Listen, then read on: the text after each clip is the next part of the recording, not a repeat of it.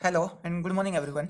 आज के लेक्चर में हम रिटार्डेड पोटेंशियल के बारे में स्टडी करेंगे और ये topic exam point of view से भी बहुत ज़्यादा इंपॉर्टेंट है। और साथ ही इस टॉपिक का जो रिजल्ट आएगा उस रिजल्ट की हेल्प से ही हम अगला टॉपिक कर पाएंगे और अगला टॉपिक होगा लिनार्ड विचार्ड पोटेंशियल, जो इस टॉपिक के रिजल्ट के बगैर बिल्कुल नहीं होने वाला। ठीक है, तो फर्स्ट ऑफ ऑल हम रिटार्डेड पोटेंशियल के बारे में समझ लेते हैं। तो हमने मान लिया रिटार्डेड पोटेंशियल को समझने के लिए हम एक या दो केस लेके चलते हैं। जो फर्स्ट केस है, फर्स्ट केस हमने मान लिया कि हमारे पास यहाँ पे एक चार्ज पार्टिकल है और ये चार्ज पार्टिकल रेस्ट में है। तो जब कोई चार्ज पार्टिकल रेस्ट में होता है तो उस चार्ज पार्टिकल का इलेक्ट्रिक फील्ड होता है, मैग्नेटिक फील्ड नहीं होता है। सेकेंड केस ये होगा कि इस चार्ज पार्टिकल को हमने यूनिफॉर्मली मूव करवा दिया। तो ये चार्ज पार्टिकल जब यूनिफॉर्मली मूव करेगा तो इस चार्ज पार्टिकल का इलेक्ट्रिक फील्ड भी होगा और मैग्नेटिक फील्ड भी होगा।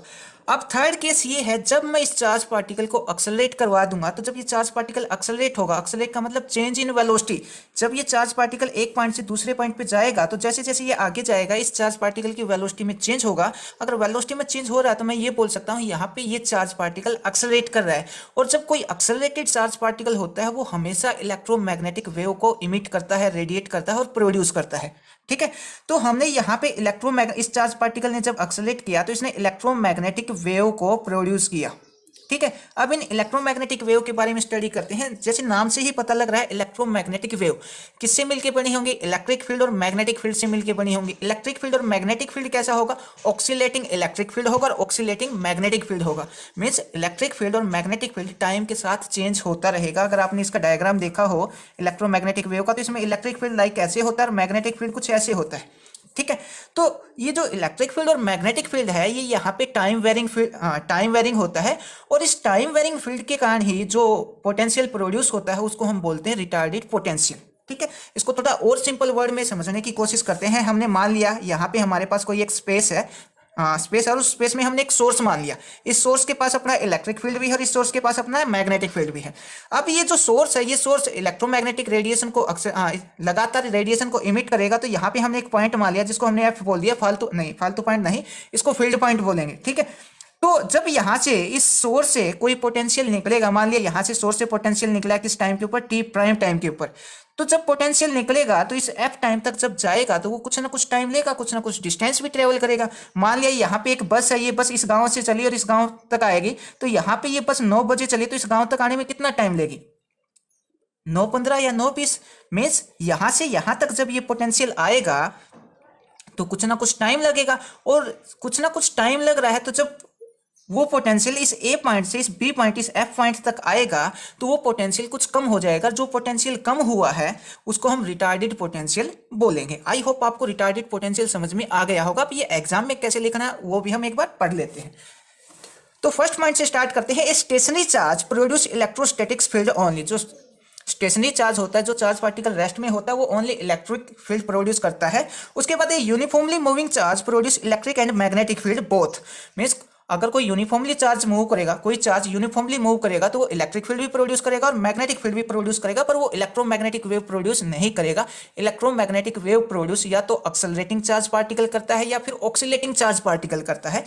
ठीक है, उसके बाद ये बता रखा, so they cannot radiate electromagnetic radiation. अगर कोई चार्ज पार्टिकल यूनिफॉर्मली मूव करेगा मतलब उसकी वेलोसिटी में चेंज नहीं होगा। अगर चार्ज पार्टिकल की वेलोसिटी में चेंज नहीं होगा तो हम ये बोल सकते हैं वो कोई भी रेडिएशन इमिट नहीं करेगा। उसके बाद नेक्स्ट पॉइंट में we see that electromagnetic radiation can be radiate only if a charge particle is accelerated. हमें पता है भाई जब कोई charge particle electromagnetic radiation emit कर रहा है तो वो एक ही केस में कर सकता है, वो चार्ज पार्टिकल एक्सेलरेटेड होना चाहिए या फिर वो चार्ज पार्टिकल वाइब्रेटिंग होना चाहिए। वाइब्रेटिंग चार्ज पार्टिकल और एक्सेलरेटिंग चार्ज पार्टिकल ये दो ही ऐसे केस है जिसमें चार्ज पार्टिकल इलेक्ट्रोमैग्नेटिक रेडिएशन को इमिट करता है। ठीक है, उसके बाद थर्ड पॉइंट पे चलते हैं। We know that accelerated charge is produce electromagnetic wave या electromagnetic radiation in which the time varying electric field and magnetic field. ये पॉइंट भी हम ऑलरेडी समझ चुके हैं कि कोई एक्सेलरेटेड चार्ज पार्टिकल है वो इलेक्ट्रोमैग्नेटिक वेव को प्रोड्यूस करेगा और उसके अंदर जो इलेक्ट्रिक फील्ड और मैग्नेटिक फील्ड है वो टाइम वेरिंग होगा। मींस उसके अंदर ऑक्सीलेटिंग इलेक्ट्रिक फील्ड होगा और ऑक्सीलेटिंग ही उसके अंदर मैग्नेटिक फील्ड होगा। उसके बाद नेक्स्ट पॉइंट पे चलते हैं। The potential in time varying field is called retarded potential. उस टाइम वेरिंग फील्ड के साथ जो पोटेंशियल होगा उसको हम बोलेंगे रिटार्डेड पोटेंशियल। और जैसे जैसे लेक्चर इसमें आगे बढ़ेगा तो आपको ये चीज़ और अच्छे से क्लियर हो जाएगी कि रिटार्डेड पोटेंशियल क्या होता है।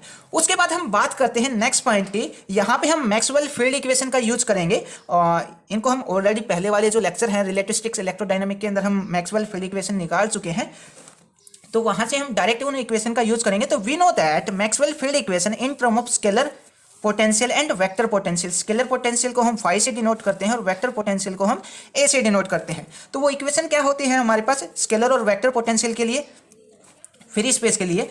तो वो इक्वेशन होगी हमारे पास del square minus 1/c square curly square by curly T square bracket close बाहर phi equal to minus rho by epsilon note.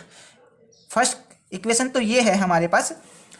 ये किसके लिए है? ये है हमारे पास स्केलर पोटेंशियल के लिए। अब हम बात करते हैं अगली इक्वेशन की जो वेक्टर पोटेंशियल के लिए होगी। Del square minus 1/c square curly square by curly T square bracket close A equal to mu naught J. ठीक है, जे यहाँ पे करंट टेंस के, ये हम ऑलरेडी पहले पढ़ चुके हैं। अगर हम कुछ बुक्स में इन इक्वेशन को थोड़ा सा मॉडिफाई करके लिख रखा है, मॉडिफाई करके कैसे लिख रखा है हम यहाँ पे लिख के बता देते हैं। ये यहाँ पे दे रखा है, ये है हमारे पास डेल स्क्वायर, एक बार हम नोट कर लेते हैं, del square 1/c square curly square by curly T square और बाहर है हमारे पास फाई। इस इक्वेशन को अगर हम मॉडिफाई करके लिखना चाहें, थोड़ा सा इसमें चेंज करें, तो कैसे कर सकते हैं? इस फाई को हम अंदर मल्टीप्लाई करवाते हैं। फाई को अंदर मल्टीप्लाई करवाएंगे तो ये आ जाएगा del square phi minus 1/c square curly square by curly T square और साथ में फाई। ठीक है, अब यहाँ पे ये जो 1/c स्क्वायर है, c की वैल्यू क्या होती है हमारे पास? c की वैल्यू होगी 1/√एप्सिलॉन नोट म्यू नोट और एप्सिलॉन नोट। यहाँ से अगर मैं 1/c स्क्वायर की वैल्यू निकाल लूँ तो 1/c स्क्वायर की वैल्यू हमें मिलेगी, यहाँ से 1/c स्क्वायर की वैल्यू हमें मिल जाएगी म्यू नोट और एप्सिलॉन नोट। तो यहाँ पे ये वैल्यू भी पुट की जा सकती है 1/c स्क्वायर की जगह। तो नेक्स्ट स्टेप में यही कर रहे हैं हम, del square phi minus mu naught और epsilon naught, electrical permeability of free space और magnetic permeability of free space, और curly square phi by curly T square. तो बहुत सारी बुक्स में आपको ये इक्वेशन ऐसे भी मिलेंगी।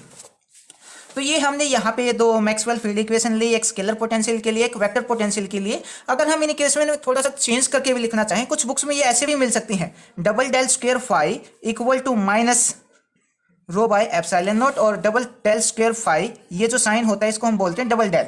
ठीक है, डबल डेल का स्क्वायर और इनटू में A equal to mu naught J. ठीक है, अब ये जो डबल डेल स्क्वायर है, ये जो साइन है, ये हमारे पास 4 डायमेंशन के लिए डिफरेंशियल ऑपरेटर होता है। ये हमने जब 4 वेक्टर के बारे में स्टडी किया था, डी'एलेम्बर्ट प्रिंसिपल के बारे में पढ़ा था, तो वहाँ पे हमने इसके बारे में पढ़ा था।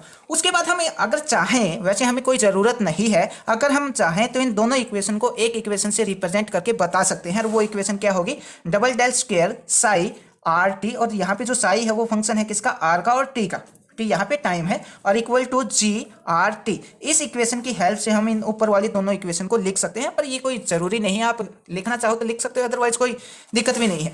उसके बाद हम बात करते हैं इन्हीं दो इक्वेशन की। इन दो इक्वेशन में बेसिकली हम 2 केस लेके चलेंगे। यहाँ पे जो फर्स्ट केस होगा वो फर्स्ट केस लेके चलेंगे हम स्टैटिक्स केस। स्टैटिक्स केस में क्या होगा? स्टैटिक्स केस में यहाँ हमारे पास जो फाई है और जो ए है वो टाइम के ऊपर डिपेंड नहीं करेगा। दोनों इक्वेशन में, स्केलर पोटेंशियल में भी और वेक्टर पोटेंशियल में भी, अगर फाई हमारे पास टाइम के ऊपर डिपेंड नहीं कर रहा तो ये वाली जो इक्वेशन है, ये वाला जो पार्ट है इस इक्वेशन का, वो पार्ट क्या हो जाएगा? नेग्लेक्ट हो जाएगा, वो पार्ट 0 हो जाएगा। रीजन क्या होगा? क्योंकि फाई हमारे पास टाइम के ऊपर डिपेंड नहीं कर रहा। तो इक्वेशन क्या हो जाएगी? ये वाला पार्ट अगर 0 हो गया तो इक्वेशन क्या हो जाएगी हमारे पास? Del square phi equal to minus rho by epsilon naught. First case तो ये है।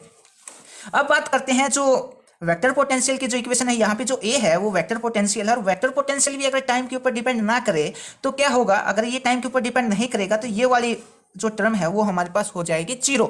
ठीक है, रीजन क्या है? क्योंकि ये टाइम के ऊपर डिपेंड नहीं कर रहा। तो इक्वेशन क्या बनेगी हमारे पास? Del square A equal to minus mu naught J. ठीक है, ये तो होता है हमारे पास फर्स्ट केस। उसके बाद बात करते हैं सेकंड केस की। सेकंड केस क्या है? जिसमें ये पोटेंशियल टाइम के ऊपर डिपेंड करेगा। फर्स्ट केस क्या था? ये स्टैटिक्स है। स्टैटिक्स केस में पोटेंशियल टाइम के ऊपर डिपेंड नहीं करेगा। सेकंड केस ये होगा, इसको हम बोलेंगे नॉन स्टैटिक्स केस। और नॉन स्टैटिक्स केस के अंदर जो पोटेंशियल है वो टाइम के ऊपर डिपेंड नहीं करेगा। जब टाइम पे डिपेंड नहीं, स्टैटिक्स केस में तो टाइम के ऊपर डिपेंड नहीं कर रहा था, नॉन स्टैटिक्स केस में वो टाइम के ऊपर डिपेंड करेगा। और जब वो टाइम के ऊपर डिपेंड करेगा तो हमारे पास इक्वेशन कैसी ही होगी, ये जो टाइम वाला है इसको हम लेके चलेंगे। ठीक है, तो नेक्स्ट केस में हमने यहाँ पे यही बता रखा है। फर्स्ट केस में, स्टैटिक्स केस में क्या होगा, phi and A does not depend upon time, ये टाइम के ऊपर डिपेंड नहीं करेंगे। टाइम के ऊपर डिपेंड नहीं करेंगे तो जो टाइम वाला पार्ट है उसको हमने नेग्लेक्ट कर दिया। नेग्लेक्ट करने के बाद हमारे पास ये इक्वेशन आ जाएगी। उसके बाद नेक्स्ट पॉइंट में ये है कि जब हम ये वाली इक्वेशन नंबर 3 को सोल्व करेंगे तो हमें ए की वैल्यू मिल जाएगी, और जब इक्वेशन नंबर 4 को सोल्व करेंगे तो यहाँ से 5 की वैल्यू मिल जाएगी। और यहाँ पे इन इक्वेशन का हम डायरेक्ट जो रिजल्ट है उस रिजल्ट का यूज करेंगे। रिजल्ट क्या होगा, डायरेक्ट सॉल्यूशन हमें लेना है क्योंकि सिलेबस में नहीं है तो इसको सोल्व करने की कोई जरूरत भी नहीं है। तो A R equal to mu naught by 4 pi integration का sign J R D V और आर माइनस आर प्राइम। ये वाली इक्वेशन कहाँ से आई है इसको भी हम अभी एक्सप्लेन करके बताते हैं। तो ये रिजल्ट कहाँ से आया है इसको भी हम एक बार समझ लेते हैं। हमने मान लिया हमारे पास एक स्पेस है और स्पेस में हमने ये एक सोर्स पॉइंट, ये हमने कोई भी एक स्पेस के अंदर सोर्स पॉइंट मान लिया। इस सोर्स पॉइंट का कुछ ना कुछ इलेक्ट्रिक फील्ड भी है और कुछ ना कुछ इसका मैग्नेटिक फील्ड भी है। ठीक है, और इसके अंदर हमने एक स्मॉल सा वॉल्यूम कंसिडर कर लिया। ये हमने यहाँ पे एक वॉल्यूम कंसिडर किया, और एक सेकेंड, ये हमने एक स्मॉल सा वॉल्यूम कंसिडर कर लिया जिसको हमने बोल दिया डी वी प्राइम। उसके बाद ये जो हमने सोर्स लिया है, इसको सोर्स लिख देते हैं।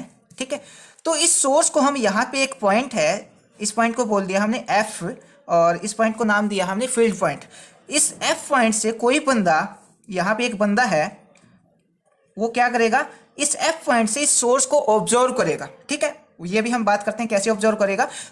उससे पहले हमने मान लिया कि ये जो सोर्स है, इस सोर्स का एक ओरिजिन है। ओरिजिन हमने यहाँ पे मान लिया, ओरिजिन को हमने बोल दिया ओ, और सोर्स से ओरिजिन की जो डिस्टेंस है और सोर्स से एफ की जो डिस्टेंस है, सोर्स से एफ की डिस्टेंस हमने यहाँ पे मान ली R prime, sorry only R मानते हैं। और सोर्स से ओ की जो दूरी है वो यहाँ से हमने यहाँ तक की दूरी मान ली आर प्राइम।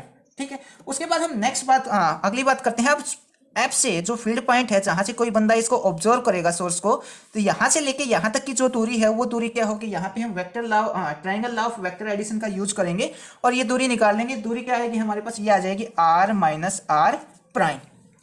ठीक है, अब हमें करना क्या है, हमें करना ये है इस एफ पॉइंट के ऊपर इस सोर्स के कारण कितना स्केलर फील्ड और कितना वेक्टर फील्ड इस पॉइंट के ऊपर एक्सपीरियंस होगा, कितना इलेक्ट्रिक फील्ड होगा इस पॉइंट के ऊपर और कितना मैग्नेटिक फील्ड होगा, ये वाला हमें निकालना है। या फिर हम ये बोल सकते हैं कितना स्केलर पोटेंशियल होगा और कितना वेक्टर पोटेंशियल होगा।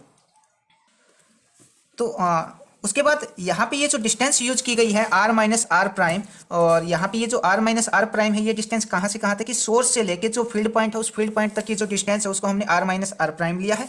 और ये जो आर प्राइम है ये कहाँ से, ओरिजिन से लेके इस सोर्स की जो डिस्टेंस है उसको हमने आर लिया है। ठीक है, तो ये रिजल्ट आया है यहाँ से। तो ये रिजल्ट आपको डायरेक्ट याद रखना पड़ेगा, A R equal to mu naught by 4 pi integration J equal to R prime D V और divide by R minus R prime का मोड।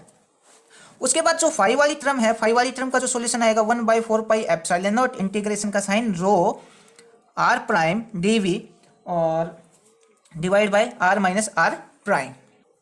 एक सेकेंड, यहाँ पे जो डी वी है वो वॉल्यूम हमने यहाँ पे क्या लिया है, डी वी प्राइम लिया है, तो यहाँ पे दोनों जगह प्राइम आएगा। ठीक है, उसके बाद हम बात करते हैं नॉन स्टैटिक केस की। अब नॉन स्टैटिक केस में क्या होगा, हमारे पास ये जो इक्वेशन थी मैक्सवेल फील्ड इक्वेशन, ये टाइम के ऊपर डिपेंड करेंगे और ये टाइम के ऊपर कैसे डिपेंड करेंगे वो केस भी अब हम देख लेते हैं। नॉन स्टैटिक्स केस में क्या होगा, हमारे पास यहाँ पे जो ऑब्जर्वर है वो ऑब्जर्वर यहाँ पे किसी भी टाइम टी में टी टाइम पे मान लिया, वो टी टाइम के ऊपर इस सोर्स को ऑब्जर्व करेगा। अब ऑब्जर्व क्या करेगा, जब सोर्स से हमारे पास कोई रेडिएशन इमिट होगी, मान लिया सोर्स से ये रेडिएशन इमिट हुई है, ये हमने स्टार्टिंग में भी बताया था, सोर्स से जब रेडिएशन इमिट हुई, जब टाइम कितना था हमारे पास टी प्राइम टाइम हमने यहाँ पे मान लिया, और जब वो रेडिएशन यहाँ तक जाएगी तो कुछ ना कुछ डिस्टेंस ट्रेवल करेगी तो उसको कुछ ना कुछ टाइम लगेगा। तो यहाँ पे टाइम कितना है टी प्राइम और यहाँ पे टाइम कितना है टी। मीन्स हमारे पास यहाँ पे एक बस है जो इस गांव से निकली है 9 बजे, तो इस गांव से इस गांव एफ पॉइंट तक आएगी, तो वो कुछ ना कुछ टाइम लेगी, मान लिया 9:15 तक, 15 मिनट तक वो आएगी। तो अब ज़्यादा टाइम कौन सा है हमारे पास, ज़्यादा टाइम है 9:15 और कम टाइम कौन सा है, जो 9 वाला है वो कम टाइम है। तो यहाँ से पॉइंट ए से पॉइंट बी तक, यहाँ पे पॉइंट ए मान लिया और यहाँ पे पॉइंट बी की जगह हम एफ लेंगे। पॉइंट ए से पॉइंट एफ तक जब पोटेंशियल जाएगा तो कुछ पोटेंशियल जो पाथ है उस पाथ के अंदर रह जाएगा। जो पोटेंशियल कम होगा, जब पोटेंशियल ए से एफ पे जाएगा तो कुछ ना कुछ पोटेंशियल कम हो जाएगा, और जो पोटेंशियल कम होगा उसको हम रिटार्डेड पोटेंशियल बोलेंगे। एक बार फिर बता देता हूं मैं इस बात को, सोर्स से जब रेडिएशन निकल रही है तो सोर्स का जो टाइम है वो कितना मान लिया, टी प्राइम मान लिया। जब वो रेडिएशन इस ऑब्जर्वर तक जाएगी तो वो कुछ ना कुछ टाइम लेगी, मीन्स उस टी टाइम पे तो टी प्राइम टाइम पे तो निकली थी, जब ए पॉइंट से एफ पॉइंट तक जाएगी तो वो कुछ ना कुछ टाइम लेगी, और वो कितने टाइम में मान लिया टी टाइम के ऊपर वो इस एफ पॉइंट के ऊपर पहुंच रही है। और जब पोटेंशियल सोर्स से निकल के ऑब्जर्वर तक जाएगा तो कुछ पोटेंशियल कम हो जाएगा, जो पोटेंशियल कम होगा उसको हम रिटार्डेड पोटेंशियल बोलेंगे। या फिर हम दूसरे वर्ड्स में ये बोल सकते हैं कि जब इस सोर्स के ऊपर, सोर्स क्या है, डीवी कोई सोर्स है, इस डीवी सोर्स के ऊपर कोई फील्ड प्रोड्यूस होगा, चाहे वो इलेक्ट्रिक फील्ड हो या मैग्नेटिक फील्ड हो, वो एफ पॉइंट तक जाएगा तो वो कुछ ना कुछ टाइम लेगा, और वो कुछ ना कुछ टाइम लेगा तो उसके बीच में जो पोटेंशियल है वो पोटेंशियल कुछ कम हो जाएगा, और जो पोटेंशियल कम होगा उसको हम बोलेंगे रिटार्डेड पोटेंशियल। अब हमें निकालना ये है, जब सोर्स से कोई इलेक्ट्रोमैग्नेटिक वेव इस एफ पॉइंट तक जाएगी तो वो कितना टाइम लेगी। तो हमारे पास जो स्पीड है, स्पीड का फॉर्मूला क्या होता है, स्पीड का फॉर्मूला होता है हमारे पास डिस्टेंस अपॉन टाइम। हमें निकालना क्या है, जब यहाँ से रे यहाँ पे जाएगी, ए पॉइंट से एफ पॉइंट तक जाएगी तो कितना टाइम लेगी, तो टाइम निकाल लेते हैं, टाइम को उस तरफ लेके चले जाते हैं, तो ये आ जाएगा T time equal to distance by speed. ठीक है। अब कोई भी चार्ज पार्टिकल एक्सेलरेट करता है, उसके अंदर से इलेक्ट्रोमैग्नेटिक रेडिएशन निकलेंगे, तो इलेक्ट्रोमैग्नेटिक रेडिएशन की स्पीड होती है सी, स्पीड ऑफ लाइट से वो ट्रेवल करती है। अब यहाँ से सोर्स से एफ पॉइंट की जो डिस्टेंस है वो क्या है, आर माइनस आर प्राइम हमने ले रखी है, तो टी इक्वल टू आ जाएगा हमारे पास R minus R prime distance, तो ये होगी आर माइनस आर प्राइम, और स्पीड क्या हो जाएगी, स्पीड आ जाएगी हमारे पास सी। ठीक है, ये हमने यहाँ पे टाइम निकाल लिया। उसके बाद हमें यहाँ पे निकालना क्या है, हमें निकालना है जब जो सोर्स से जो रेडिएशन इमिट हुई है उसका टाइम क्या है, उसका टाइम है हमारे पास टी प्राइम। तो हमें टी प्राइम निकालने से मतलब है, टी प्राइम अभी निकला नहीं है तो टी प्राइम कैसे निकालेंगे, इसके लिए हमारे पास जो फॉर्मूला होगा, फॉर्मूला क्या होगा, स्पीड का फॉर्मूला क्या होता है, स्पीड का फॉर्मूला होता है डिस्टेंस अपॉन टाइम। ठीक है, हमें क्या निकालनी है, डिस्टेंस निकालनी है, तो डिस्टेंस को लिखते हैं हमने यहाँ पे डिस्टेंस s, और जो स्पीड है उसको लिख दिया v, और इनटू में टाइम को उस तरफ लेके जाएंगे तो t। ठीक है, ये आ जाएगी। अब डिस्टेंस कितनी ट्रेवल हुई है, r minus R prime travel हुई है, तो यहाँ पे डिस्टेंस की जगह लिखेंगे हम r माइनस आर प्राइम। उसके बाद वेलोसिटी क्या होगी, इलेक्ट्रोमैग्नेटिक वेव की स्पीड ऑफ लाइट से मूव करेंगे तो c वेलोसिटी हो जाएगी। अब टाइम वाला जो है, यहाँ पे टाइम कितना है, t प्राइम हमने लिया था, यहाँ पे टाइम कितना है 9, और यहाँ पे जब बस पहुंचेगी तो टाइम कितना है 9:15, तो ज्यादा टाइम कौन सा है, 9:15 वाला टाइम हमारे पास ज्यादा है, तो यहाँ पे हम करेंगे 9:15 माइनस 9, तो 9:15 पे एक्चुअल टाइम क्या ले रखा है हमने t, और यहाँ पे क्या है t प्राइम, तो यहाँ पे जो t है वो क्या हो जाएगा, t हो जाएगा हमारे पास t माइनस t प्राइम, क्योंकि t टाइम ज्यादा है और t प्राइम टाइम कम है, दैट्स वाई हमने t माइनस t प्राइम किया है। उसके बाद हमें करना क्या है, हमें तो यहाँ पे ये जो टी टाइम प्राइम है वो निकालना है, तो टी टाइम प्राइम हम यहाँ से निकाल सकते हैं, टी प्राइम इक्वल टू ये आ जाएगा, सी उस तरफ जाएगा तो ये आ जाएगा R minus R prime divide by C, और माइनस में ये मिलेगा हमें टी। ठीक है, तो हमने यहाँ से टी प्राइम की वैल्यू निकाल ली। अब इस टी प्राइम की वैल्यू का हम बहुत ज़्यादा यूज करेंगे, ये वैल्यू मैं लिख लेता हूँ यहाँ पे, जो वैल्यू हमें मिलती है ये मिला है हमें T prime equal to T minus R prime by C. ठीक है, अब हम नॉन स्टैटिक केस की जब बात कर रहे थे तो हमारे पास जो फाई है और जो ए है वो टाइम के ऊपर डिपेंड करेगा। अब टाइम के ऊपर डिपेंड करेगा तो हमारे पास ये जो रिजल्ट आया है, इस रिजल्ट के अंदर हम टाइम वाली टर्म और ऐड कर देंगे, तो यहाँ पे ए फंक्शन है किसका, आर का, किस केस में, जब वो टाइम के ऊपर डिपेंड नहीं कर रहा। जब ये टाइम के ऊपर डिपेंड करेगा तो ये ए है वो फंक्शन हो जाएगा आर का और टी का, इसमें टी वाली टर्म भी ऐड हो जाएगी, same as it is phi में भी। फाई किसका फंक्शन था, स्टैटिक्स केस में आर का फंक्शन था, टाइम के ऊपर डिपेंड करेगा तो ये हो जाएगा आर का और टी का function, same as it is. यहाँ पे भी टी मिल जाएगा हमें, यहाँ पे भी टी प्राइम मिल जाएगा, यहाँ पे टी प्राइम आएगा।